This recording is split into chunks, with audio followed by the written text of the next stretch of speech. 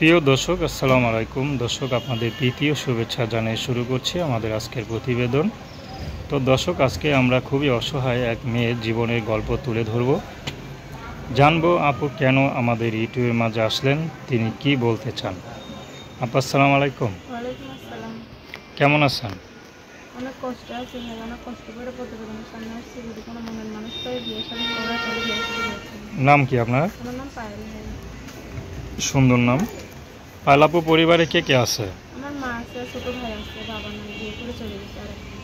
আচ্ছা, চুল তো মাশাআল্লাহ ভালোই লম্বা। বেনিটা কি করে দিছে, বয়ফ্রেন্ড নাকি? আমার কোনো বন্ধন নাই ভাই, আমি একাই বানিয়েছি। একাই করছেন? আচ্ছা, তো ইউটিউবে আসার উদ্দেশ্যটা কি?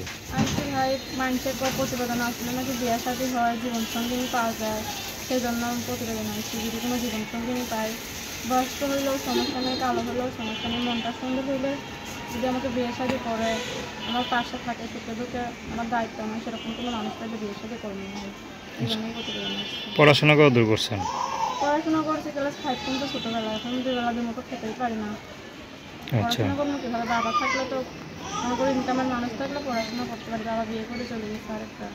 দেখে তো মাশাআল্লাহ রংটা ফর্সাই। বাবা কি মানে মা কি ফর্সা না বাবা ফর্সা ছিল কোনটা? আমার মা বাবা সবাই থাকছে। আচ্ছা, তার গায়ে রঙে পাইছেন আর কি। যাক, রংটা ফর্সা আছে। তো বিয়ের সাথে ঘর ঠর আসে না এমনিতে? বিয়ের সাথে ঘর ঠর আসে না? বিয়ে শাদী বল আশেপাশে আসে, কিন্তু ভাই এখন বিয়ে শাদী বসলেই কি আর হয়? জোয়ান ছেলেরা দিকে বিয়ে করলে তারা একটা বাচ্চা হওয়ার পরে নাকি ছেড়ে চলে যায়, একটা বিয়ে করে। সেই জন্য আমি বয়স্ক মানুষ বিয়ে করবো, প্রতিবেদন আসছে সেই জন্য। আচ্ছা, তো আপনার ইয়াং মেয়ে, আপনি যদি বুড়া লোক বিয়ে করেন তাহলে সংসার করতে পারবেন? হ্যাঁ ভাই, বয়স্ক মানুষ বউরে ভালোবাসে বেশি।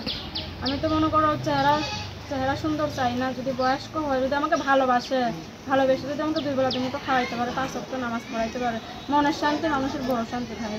আচ্ছা, একজন মেয়ে তো আর চেহারা দেখে বিয়ে হয়ে যায় না, একজন মেয়ে যায় একটু মানসিক শান্তির জন্য। তো বর্তমানে কি করেন? হুম, বর্তমানে কি কাজ করেন? আমি মানুষের দোকানে সেলাই মেশিনের হাতের কাজ করি।